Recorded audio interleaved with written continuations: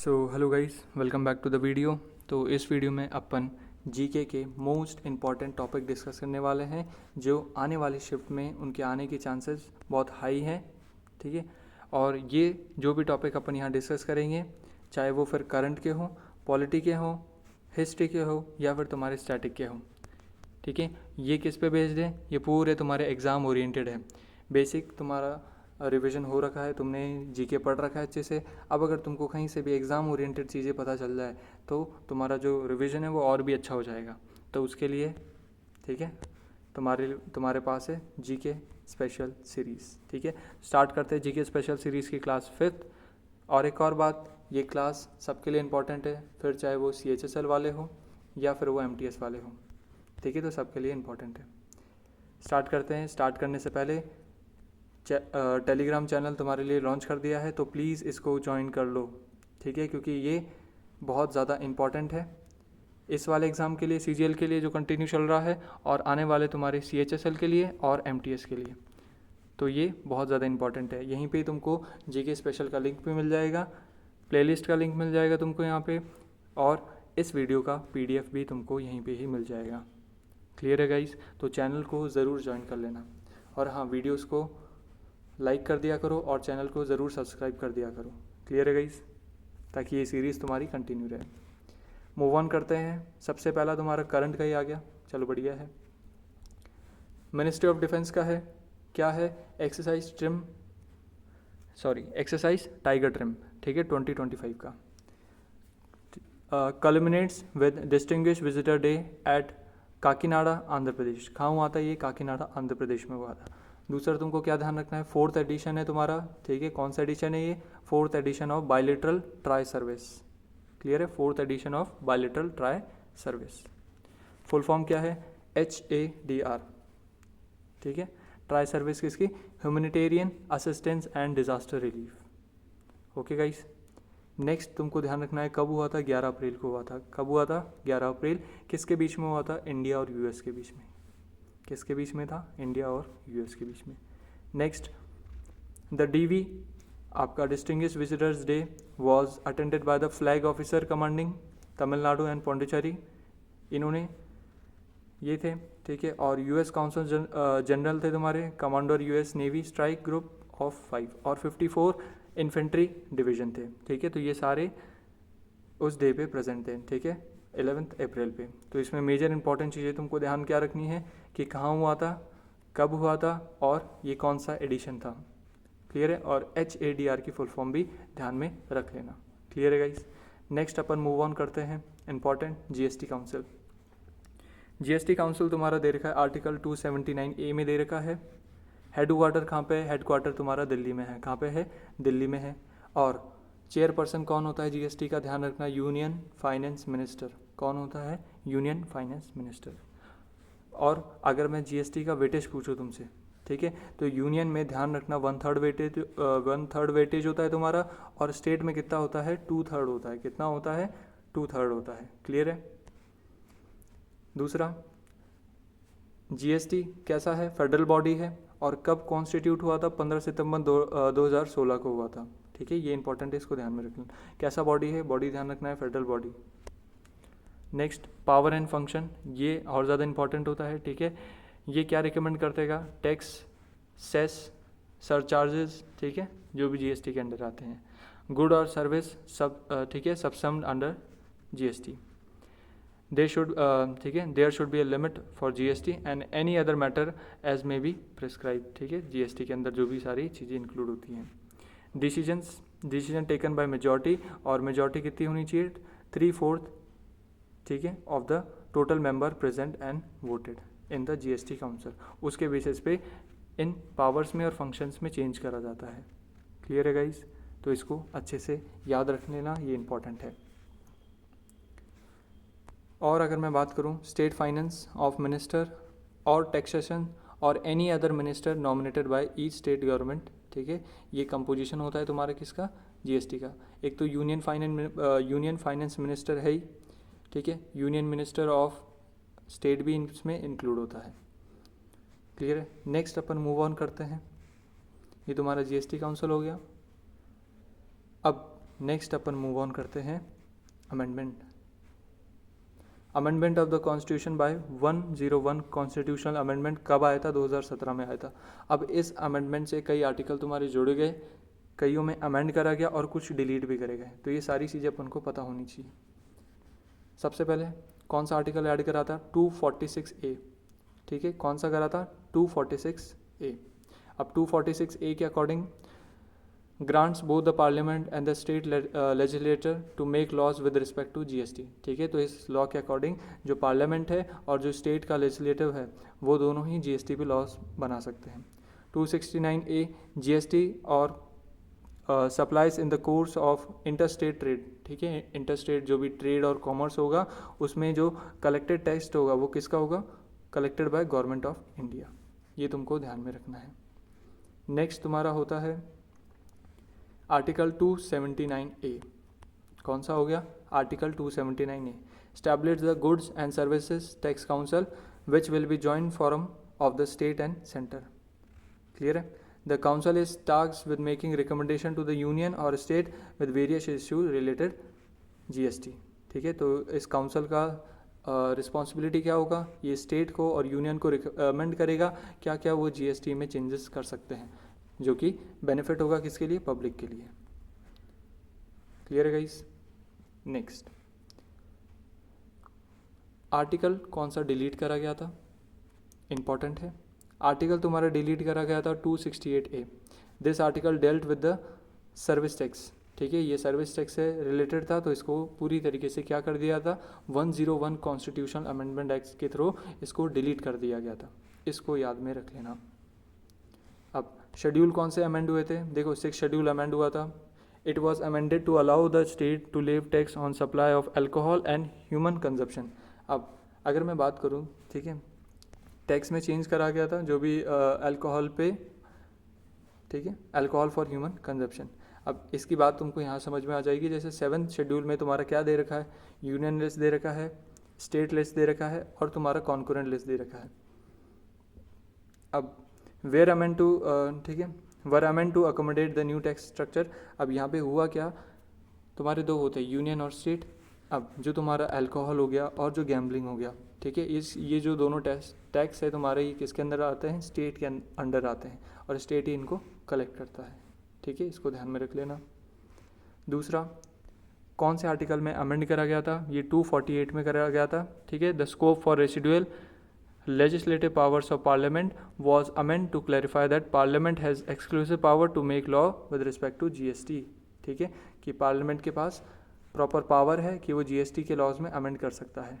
ठीक है, नेक्स्ट तुम इंपॉर्टेंट ध्यान रखना 250, it was amended to allow parliament to legislate with respect to GST during an emergency period. ठीक है, ये इंपॉर्टेंट था, इसको याद रख लेना। और एक तुम याद रखना 268, amended to clarify that certain in duties levied by union but collective and appropriate by the state। ठीक है, कुछ ड्यूटीज़ हैं जो लेव कौन करेगा? यूनियन करेगा, बट कलेक्ट कौन करेगा? स्टेट। और वो तुम्हारे GST के परव्यू से बाहर होंगे। ठीक है, इसको ध्यान में रख लेना। ये तुम्हारे GST के इंपॉर्टेंट थे और यहीं पे तुम्हारा टैक्स का भी सारा चीज़ें इंक्लूड हो जाती है, तो ये तुम्हारे लिए रिवाइज करना मस्ट हो जाता है। नेक्स्ट अपन मूव ऑन करते हैं। दूसरा, क्या डिफरेंस है तुम्हारा कंसोलिडेटेड फंड में, कंटीजेंसी फंड में और पब्लिक अकाउंट में? कंसोलिडेटेड फंड तुमको दे रखा है 266 क्लॉज 1 में दे रखा है।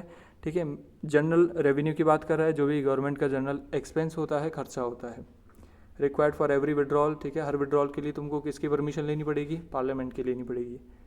क्लियर है? कंटीजेंसी फंड ये तुम्हारे आर्टिकल 261 में 267 में दे रखा है और ये तुम्हारा इमरजेंसी फंड होता है। कैसा फंड होता है? Emergency fund. Approved required after withdrawal. ठीक है, विड्रॉ करने के बाद तुम पार्लियामेंट से अप्रूव ले सकते हो। ठीक है, इमीडिएट नीड, जैसे कोई डिजास्टर हो गया या वॉर हो गया, तब तुम्हारा ये, जैसे फाइनेंशियल क्राइसिस आ गए, ठीक है, फाइनेंशियल इमरजेंसी लग गई, तब तुम्हारा कंटीजेंसी फंड काम में आता है। ठीक है, next public account of India article 266 में दे रखा है। ठीक है, custodial management of the public funds, no approval, इसमें तुमको पार्लियामेंट का कोई अप्रूवल नहीं चाहिए। ठीक है, अब इसमें जो मनी जाता है वो कहाँ यूज़ जाता है? वो तुम्हारे स्कीम्स में यूज़ आता है। ठीक है, प्रोविडेंट फंड्स में यूज़ आता है, तो इनको अच्छे से याद रख लेना।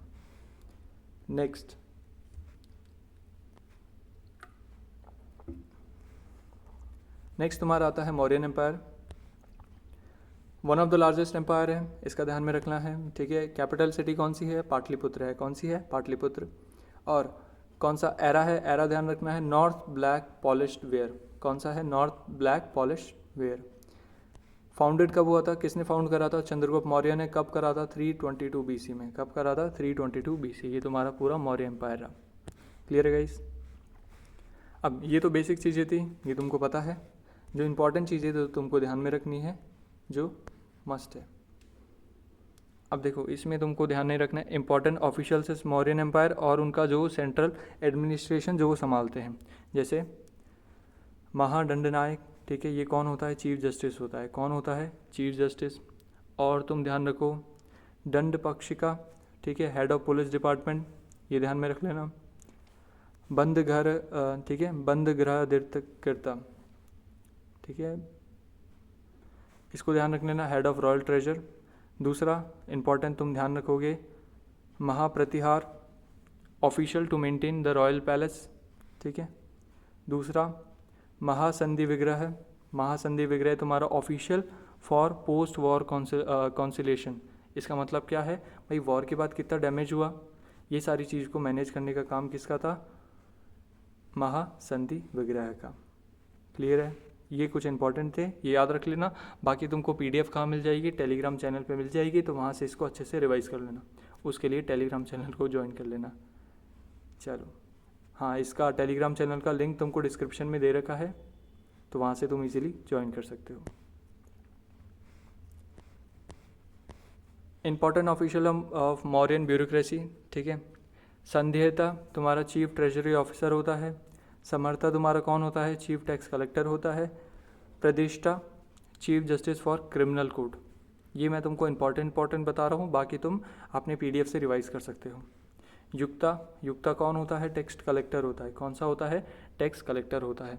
अब जैसे एडुकेटिव में पैटर्न शिफ्ट देखने को मिल रहा है, वो पैटर्न शिफ्ट ये है कि तुम्हारे थोड़े स्टेटमेंट जैसे 4 से 5 क्वेश्चन हो गए, बाकी तुम्हारे 1 लाइनर्स आ रहे हैं। अब 1 लाइनर्स तुम्हारे ऐसे आ रहे हैं अच्छे खासे, ठीक है, तो तुमको थोड़ा सा एक्स्ट्रा रिवाइज करना पड़ेगा।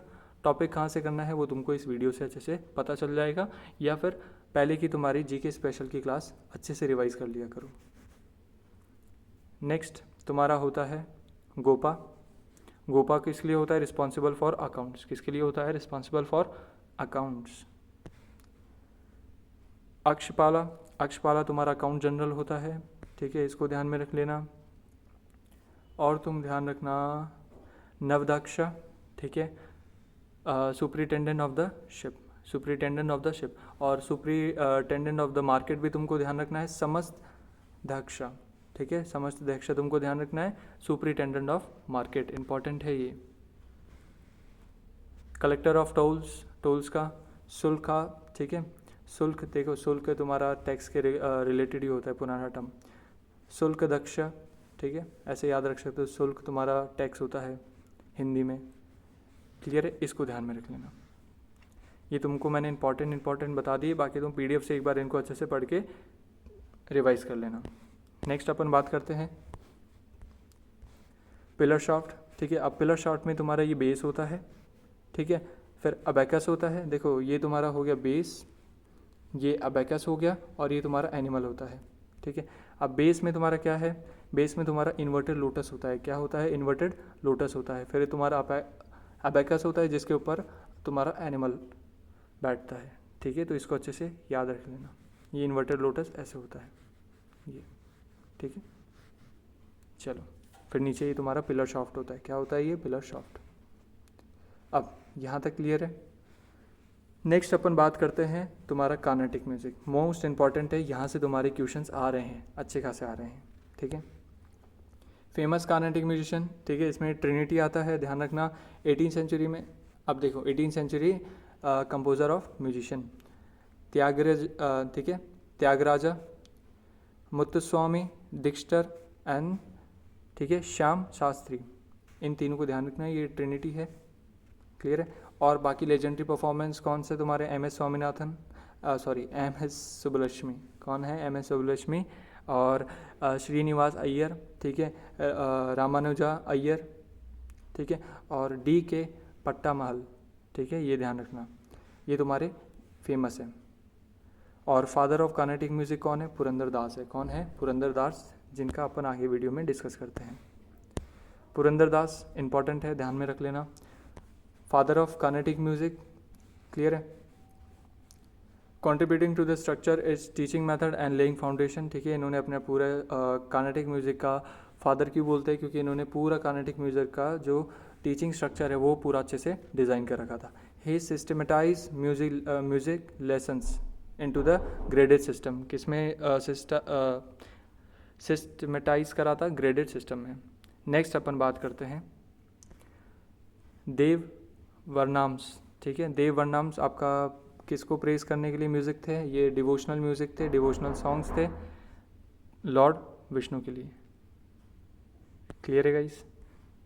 तो आज के लिए यहाँ तक ही है, ठीक है। टेलीग्राम चैनल को ज़रूर ज्वाइन कर लेना। क्लियर है गाइस?